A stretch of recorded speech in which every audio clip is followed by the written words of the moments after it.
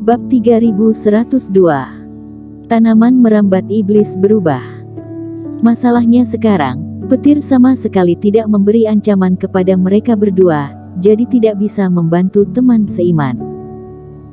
Pria tua ini memiliki kultivasi puncak 1 penurunan di fase penilaian, juga merupakan master kultivasi iblis. Kalau begitu bagaimana dengan Kakin? Di tepi pulau, semua orang khawatir saat melihat perlawanan Erikin hanyalah menghindar. Meskipun petir adalah ujian bagi kultivator fase penilaian, tetapi pada awalnya, petir memang relatif lemah. Apalagi, Erikin juga dikepung oleh pria tua berambut abu-abu itu, sehingga kekuatan malapetaka guntur yang sebenarnya tidak benar-benar menghukumnya. Karena itu, masalah yang sulit dihadapi Erikin bukanlah malapetaka guntur, melainkan kekuatan pria tua berambut abu-abu yang terlalu besar itu. Ini benar-benar serangan yang kuat terhadap yang lemah. Juga tidak ada kemungkinan bagi mereka berdua untuk melarikan diri. Pria tua berambut abu-abu itu pasti akan bertarung dengan seluruh kekuatannya. Di sini penuh dengan petir, jadi aku tidak bisa memanggil iblis langit bermata 3 untuk datang membantuku, pikir Erikin dengan serius sambil menghindari. Pria tua berambut abu-abu itu memiliki kultivasi yang tinggi dan keterampilan sihir yang sangat hebat. Tanaman merambat ini pun sangat aneh, mereka tidak dapat dilelehkan oleh api suci, juga tidak dapat dibelah oleh guntur. Meskipun Sky Eater dapat menggigitnya, tetapi kecepatan pemulihan tanaman ini jauh lebih cepat daripada Sky Eater. Erikin sudah disentuh beberapa kali saat tengah menghindar, meski dia tidak diracuni lantaran memiliki tubuh rajakin, tetapi kekuatan cambuk sederhana dari tanaman merambat juga menimbulkan rasa sakit di kulitnya. Jika itu terjadi pada kultivator lainnya, maka kemungkinan besar kulitnya sudah terkoyak dan tulang serta uratnya akan patah. Pria tua berambut abu-abu tua itu mendengus dingin dan mengubah taktiknya ketika melihat Erikin terus menghindar dan tidak terbunuh oleh ribuan tanaman merambat itu. Dalam genggaman tangannya, tanaman merambat bertambah padat di segala arah dan kecepatan mencambuknya pun semakin cepat. Melihat serangan sengit ini, Erikin sementara berhenti melawan dan hanya fokus untuk menghindar. Sialan. Apakah menurutmu, hanya taktik ini yang kupunya? Ketika tanaman merambat menyebar sampai batas tertentu, mata pria tua berambut abu-abu itu tiba-tiba berbinar, dan senyum bangga muncul di sudut mulutnya. Berubah menjadi penjara tanaman merambat. Usai pria tua berambut abu-abu itu berseru, tanaman merambat yang mengejar dan menghalangi di sekitar Erikin tiba-tiba bubar. Selain itu, tanaman merambat ini tidak lagi bertindak sendiri, melainkan saling memutar dan membentuk bola besar, dan menjebak Erikin ke dalam bola besar itu. Sesuatu buruk terjadi, teman seiman terjebak di dalam. Si kultivator botak melompat dengan cemas. Benar, ini bermasalah. Kultivasi iblis ini benar-benar berbahaya. Semua orang sangat cemas dan tidak sabar untuk segera masuk dan membantunya. Namun, hukuman langit telah menyebar kemana-mana, mereka belum terlibat karena berada di luar batas. Tetapi jika mereka menerobos masuk, kemungkinan besar mereka akan disambar mati oleh malapetaka guntur sebelum bertemu dengan Erikin. Parahnya lagi adalah, setelah penjara tanaman merambat terbentuk, maka berdasarkan gerakan tanaman merambat yang terus melilit, ukuran penjara akan terus menyusut, dan menekan Erikin yang memang tidak memiliki banyak ruang. Di tengah pembentukan penjara, tanaman merambat masih beterbangan dan terus-menerus mencoba menyerang, membuang semua ruang gerak Erikin.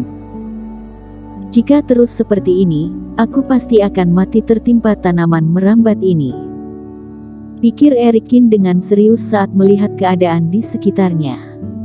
Erikin membalikkan telapak tangannya dan pedang Kingtong pun muncul. Naga api kembali dikeluarkan dan melindungi Erikin dari pengepungan. Erikin membangkitkan keterampilan naga api dengan tanaman merambat, lalu mengangkat tinggi pedang Kingtong. Saat cahaya Reiki pedang Kintong bersinar, segumpal berwarna darah tiba-tiba muncul di pedang panjang itu. Pedang spiritual membantai roh. Jurus pedang 3 macam, membelah langit, membelah tanah, dan membantai roh.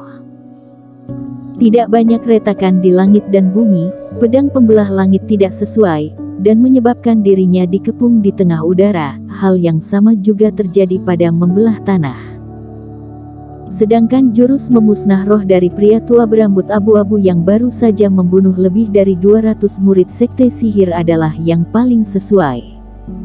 Tepat ketika pusaran mulai berputar, jiwa dewa yang baru saja dibunuh oleh pria tua itu dengan liar menuju ke arah Erik Kin. Pedang itu bersinar, begitu juga dengan darahnya. Begitu seruan keras Erik Kin keluar, cahaya pedang itu jatuh dan langsung mengenai tanaman merambat. Boom! Mata semua orang tertuju pada tanaman merambat. Namun, apa yang membuat ekspresi semua orang terlihat buruk adalah bahwa Erik Kin menebasnya dengan pedang. Meski tanaman merambat hitam pekat ini bergetar tanpa henti, tetapi energinya sudah ditebas ke segala arah. Tetapi, tanaman merambat tidak pecah. Setelah beberapa saat, mereka memadat lagi dan menekan ke arah Erik Kin. Kamu ingin menghancurkan taktikku dengan pedangmu.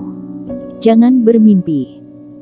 Pria tua berambut abu-abu itu juga kaget ketika Erik Kin mengayunkan pedangnya, karena bagaimanapun seni pedang Erik Kin sangat aneh, dia bisa menyerap energi seorang kultivator, sama seperti dirinya.